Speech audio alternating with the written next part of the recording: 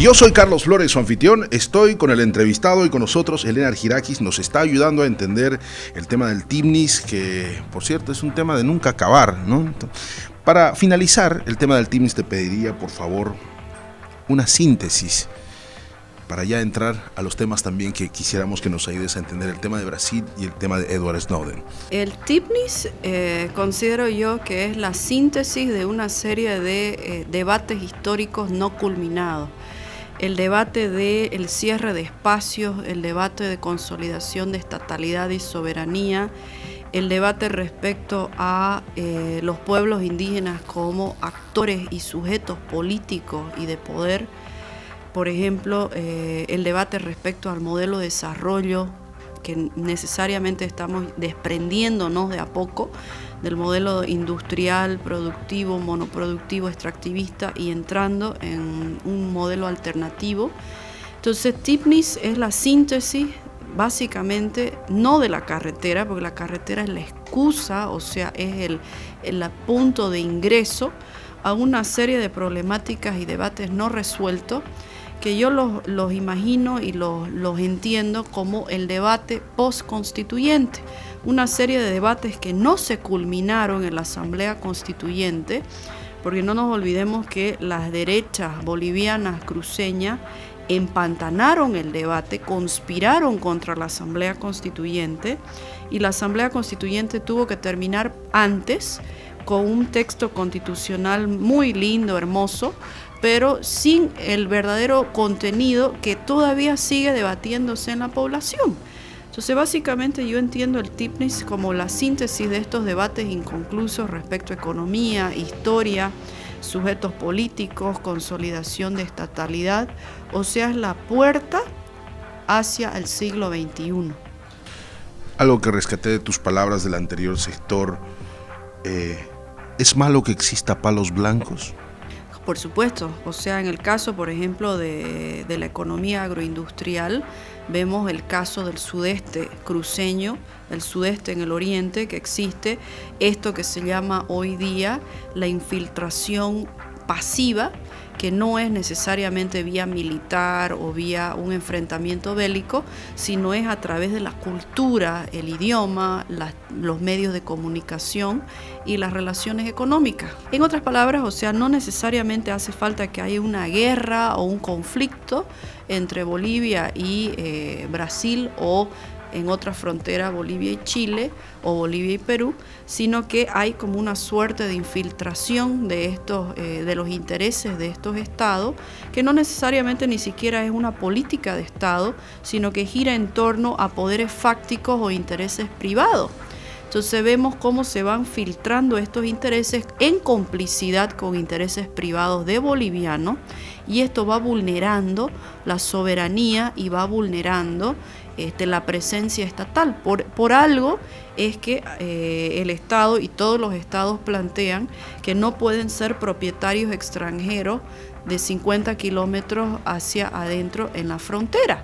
Pero esto en los hechos se ve que es una cuestión formal, porque entran en sociedad, entran en situación, digamos, de personería jurídica dudosa, o por último utilizan esta figura tan conocida que son los palos blancos. Este es un tema estratégico de soberanía y de interés central del Estado boliviano y de todos los estados. Entonces es un tema que tiene que ver también con lo que estamos debatiendo, estamos planteando en el TIMNIS. Hagamos un giro de 180 grados. A ver, vamos a cambiar el tema de Brasil. Me decías, Carlos, estás utilizando mal el término revolución. Sí. Porque, bueno, leía en los medios que vos sos crítica de leer los medios y no buscar medios alternativos, los que te pueden reflejar mejor la realidad. Y me decías, no, el término revolución no. Pero en los medios dicen que se está incubando tal vez una revolución latinoamericana. Un poco haceme entender lo que está pasando en Brasil. Yo soy crítica con el denominativo de revolución, por ejemplo, aplicado en el caso de que hablaban de que la primavera árabe era una revolución. ¿Y por qué planteo que no son revoluciones, no son levantamientos genuinos? por el rol de dos soportes de politicidad en el siglo XXI, que son los medios y el Internet, el Facebook, el Twitter y las redes sociales. En otras palabras, se pueden instigar sobre ciertas demandas que son legítimas, ciertas reivindicaciones que son genuinas, pero que son chiquititas, ¿sí? Que son sectoriales, que son particulares, que son gremiales, reivindicaciones chiquititas, y se las pueden magnificar porque básicamente los medios y las redes sociales actúan como cajas de resonancia y como operadores políticos. No nos olvidemos que, por ejemplo, el Internet que se desarrolla a partir de la guerra de Vietnam, o sea, estamos hablando ya hace más de 40 años, se comienza a desarrollar el Internet como un arma. Entonces hay un cambio en la lógica de actuación y de intervención de ciertos gobiernos, y específicamente el gobierno norteamericano, en los asuntos internos, y se comienzan a tomar ciertas reivindicaciones que son genuinas y se las magnifica, se las amplifica, se las mediatiza, se las mira a través de una lupa, pero descontextualizadas, fuera del contexto en el cual surgen. Entonces, estás hablando del tema de Primavera Árabe. Primavera Árabe, no el caso de Brasil, por ejemplo. O sea, estoy haciendo este colofón para luego entrar en el caso de América Latina. Ahora, ¿cuál era el interés en el caso específico norteamericano de llamar estos fenómenos en Medio Oriente revoluciones y primavera árabe? Necesitaban derrocar gobiernos que manejaban bajo una lógica nacionalista, bajo una lógica de soberanía, bajo una lógica del Estado, bajo una lógica de su propio régimen y su propio sistema de creencias, que preservaran su petróleo, sus recursos naturales, su oro, sus minerales y metales.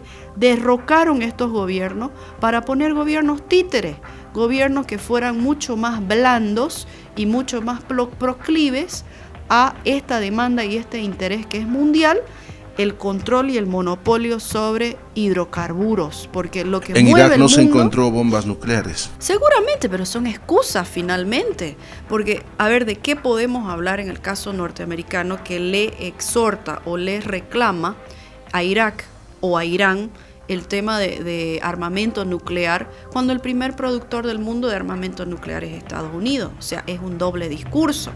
Entonces, básicamente ahí lo que yo creo y pienso es que hubo una tecnología de derrocamiento, lo que se llama el golpe suave, a través de la creación, montándose sobre demandas legítimas, la creación de estos movimientos sociales que básicamente son una respuesta, y aquí me vengo a América Latina, a movimientos sociales que son genuinos, movimientos sociales que los podemos ver y constatar en la calle, movimientos sociales que movilizan a millones y millones de personas, porque finalmente estos movimientos sociales o estos golpes suaves en Medio Oriente y en el caso, por ejemplo, norteamericano, yo tengo mis serias dudas.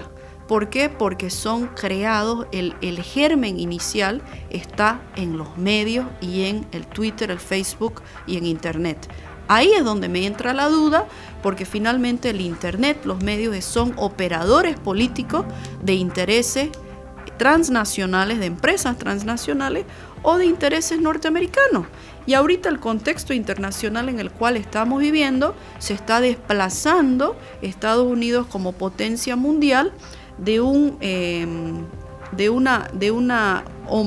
hegemonía mundial en torno a Estados Unidos, y con su contraparte europea estamos viendo que el mundo se está volviendo nuevamente multipolar y regionalizado, con una serie de hegemonías regionales.